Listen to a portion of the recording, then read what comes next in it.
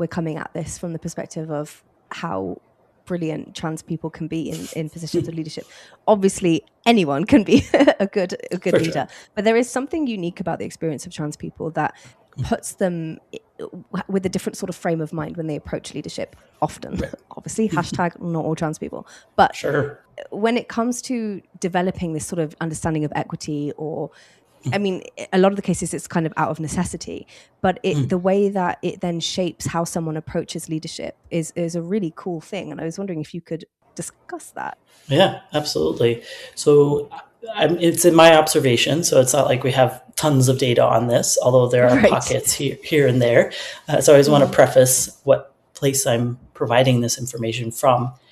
But anecdotally, in the 10 years of work that we've done across so many sectors and industries and sizes of companies and whatnot, we've been able to observe and also to survey trans and non-binary folks. And what we find time and time again is that trans leaders have a particular awareness of issues, their own primarily, trans and non-binary issues, but also other equity groups. They're aware of people of color, people with disability, people with immigration status, and are able to, because they have had to do it themselves with their own issues, translate that into the working condition, and will work quite hard sometimes out like off the side of their desk, or take additional steps that aren't really required as part of the work, but they feel motivated or inspired because they don't want people to have a shitty experience at work, right?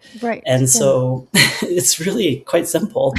And so they can end up being quite creative in their problem solving and motivated to create change that really makes a material difference for people, trans and non-binary folks that are their colleagues, but then also in other equity groups. And so it kind of raises the bar for the organization and what's possible, and can inspire other leaders to be like, oh, I didn't know that I could do this. And it's actually really impactful, because not to say all trans leaders, but certainly a lot of them are admired by their cisgender reportees, and in some cases even like deeply appreciated, because they kind of are tapping into this deeper thing that is so necessary in the workplace to have a sense of belonging, well-being, be productive, and whatnot. So those are some of the dynamics at play.